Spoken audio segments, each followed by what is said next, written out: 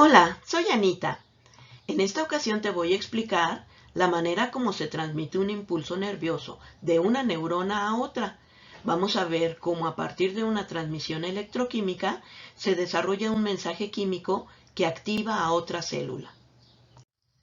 Ya habíamos visto la estructura que tiene la neurona y vimos que en el cono axónico se concentran los potenciales locales y se determina si el voltaje que tienen es suficiente para desarrollar un potencial de acción que viaje a lo largo de ese axón hasta llegar a esas terminaciones axónicas. Ahora vamos a ver cómo ese potencial que llegó a ese botón axónico es convertido a un mensaje químico para ser llevado a otra célula. Vamos a centrar nuestra atención en la parte interna del botón de la terminal del axón. Aquí vemos esta parte más voluminosa que corresponde a la última parte de las ramificaciones del axón. Vemos las fibras del citoesqueleto que se mueven a lo largo de todo el axón hasta llegar a estas terminales. En medio de estas fibras encontramos unas bolsas de membrana que cuando están maduras se llenan de unas sustancias químicas que corresponden a los neurotransmisores. Estas bolsitas de membrana con estos neurotransmisores forman lo que conocemos como vesícula sináptica. En la membrana de este botón encontramos la doble capa de fosfolípidos y unas proteínas inmersas en varios lugares de esta membrana. Estas proteínas forman los canales de calcio dependientes del voltaje. También vemos una bomba recaptadora de neurotransmisores. Todo esto corresponde al botón terminal del axón. Vemos en la parte de abajo otra célula que en su membrana encontramos unos receptores ionotrópicos que son muy específicos. Algunos son de sodio, otros de potasio, otros de cloro. Y también encontramos receptores metabotrópicos. Estos receptores lo que van a hacer es provocar una cascada metabólica en la célula hasta llevar a desencadenar una función. Estos tipos de receptores los vamos a ver más adelante cómo funcionan. El espacio que separa a estas dos células se le conoce como hendidura sináptica. Vemos aquí una célula que llamamos presináptica, que es la que va a transmitir el mensaje hacia otra célula que vamos a llamar postsináptica. Este espacio que hay entre ellos dos, que sería la hendidura sináptica, es un espacio muy pequeño. Normalmente no llega a ser mayor de 20 nanómetros. Vamos a centrarnos en esta célula presináptica para ver las actividades que ocurren con esta estructura que presenta. Si nos acercamos un poco, vemos que estas terminales de actina del citoesqueleto están sosteniendo a las vesículas sinápticas ya con los neurotransmisores adentro. Estas vesículas ya están maduras, por lo tanto, van a esperar la comunicación para poder actuar. Cuando el potencial de acción llega a esta terminal del botón, viene acompañada por una buena cantidad de iones de sodio. Estos iones de sodio, recordemos que son los que provocan la despolarización de la membrana y el desarrollo del potencial de acción. Entonces estos iones de sodio van a provocar que estas fibras de actina se muevan liberando las vesículas sinápticas, y estas vesículas, al mismo tiempo que se están moviendo, se abren los canales de calcio regulados por voltaje y permiten la entrada de esos iones de calcio, de tal manera que los iones van a buscar unas proteínas que están dentro de ese botón llamadas sinatotacmina. Se van a asociar con esas proteínas de tal manera que van a buscar las membranas de las vesículas para unirse y ayudarlas a moverse hacia la membrana de ese botón. Una vez ya en esa membrana, van a poder provocar una endocitosis de esos neurotransmisores. Se van a fusionar las membranas para poder hacer una endocitosis, de tal manera que esos neurotransmisores puedan ser liberados a esa hendidura sináptica.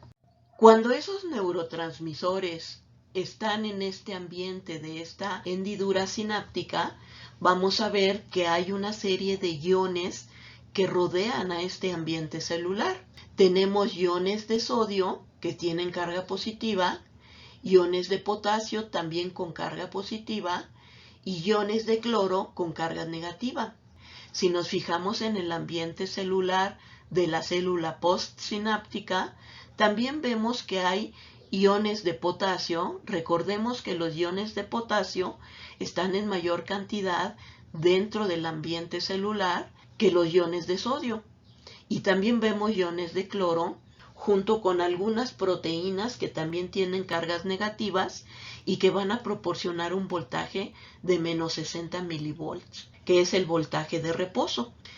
Vemos una doble capa de fosfolípidos que tiene su membrana y vemos los receptores ionotrópicos que son muy específicos. Unos receptores son solamente para sodio, otros son solamente para cloro y así también hay algunos que son solamente para potasio. Estos receptores solamente van a reaccionar con el neurotransmisor para poderse abrir. Entonces, cuando el neurotransmisor es soltado hacia el ambiente de la hendidura sináptica, algunos de esos neurotransmisores se irán hacia el receptor de estos canales ionotrópicos, de tal manera que activan su funcionamiento.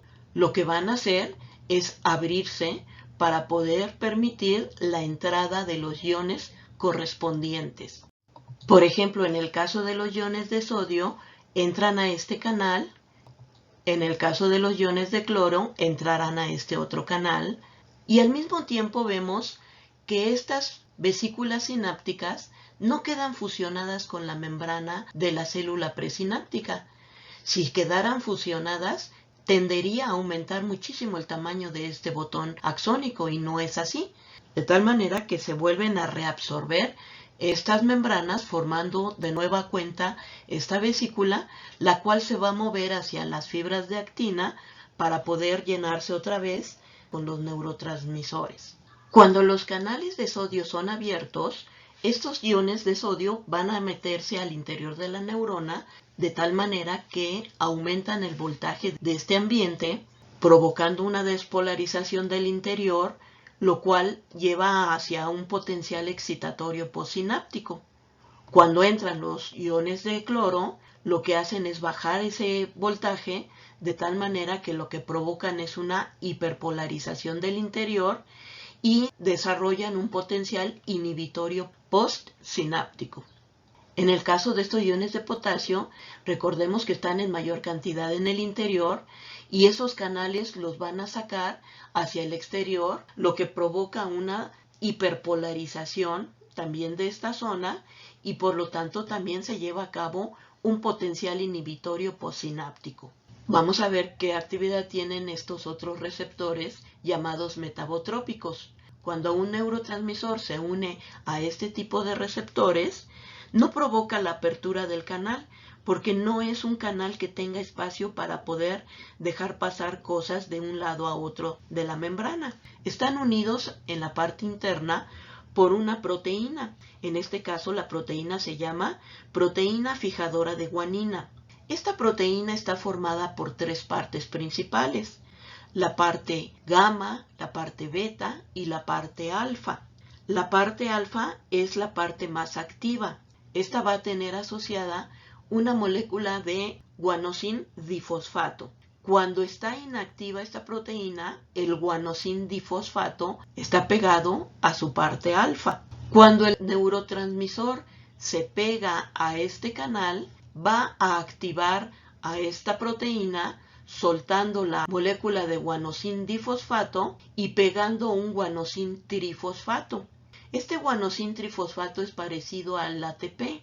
Recordemos que en lugar de adenina tiene una base nitrogenada de guanina. De esta manera, una vez que ya está activa la proteína, se dirige hasta encontrar una proteína inmersa en la doble capa de fosfolípidos llamada adenilciclasa, donde la activa para que realice su función.